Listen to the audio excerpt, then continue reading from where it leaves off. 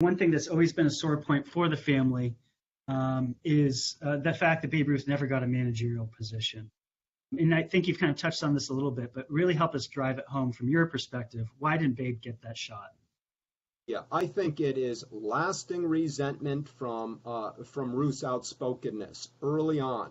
This campaign to contain Ruth, and it's driven especially by Ed Wehrle, who was Ruth's manager with the Boston Red Sox, and then he's the business manager for the New York Yankees. He never liked Ruth. He wasn't shy about expressing his sense that Ruth was, an overgrown adolescent. He pushed sports writers to write negative stories about Ruth. And then when Ruth started pushing for a managerial position, either with the Yankees or with another team, Barrow, along with Jacob Ruppert, the owner of the Yankees, worked hard, went around to other teams and demeaned Ruth, especially with this really idiotic line where they said, Ruth can't even manage himself. How can he manage other people? Well, that might have had a little bit of truth in 1921, 1922, but by 1932, as Ruth himself pointed out, look, I've been through some turbulence. I can help players who are going through turbulence. I understand the pressures players are under.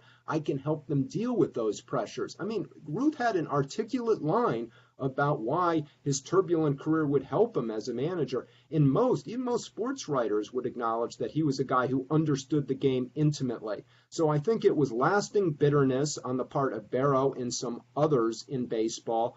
Also, I think there was concern that Claire Ruth would be too involved, a woman would be too involved in a team. Also, as some of his fellow players said, Ruth is such a big personality that if a general manager, if an owner took him on as manager, they're going to have a manager who could, because of the popular sentiment that would be surrounding him, could dominate a team and could overrule a manager or an owner. So there was concern about that as well. Others have written about this race question, whether Ruth would have pushed to bring African American players into the major leagues.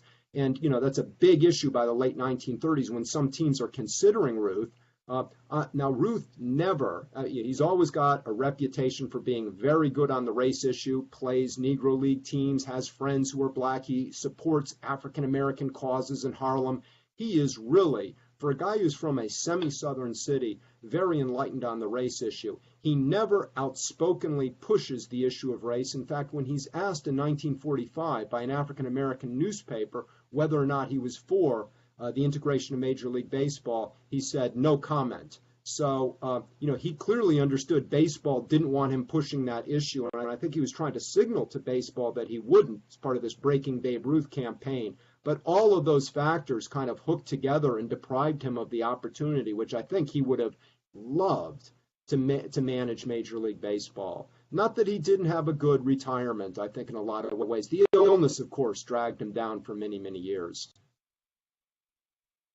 Got it. Well, thank you.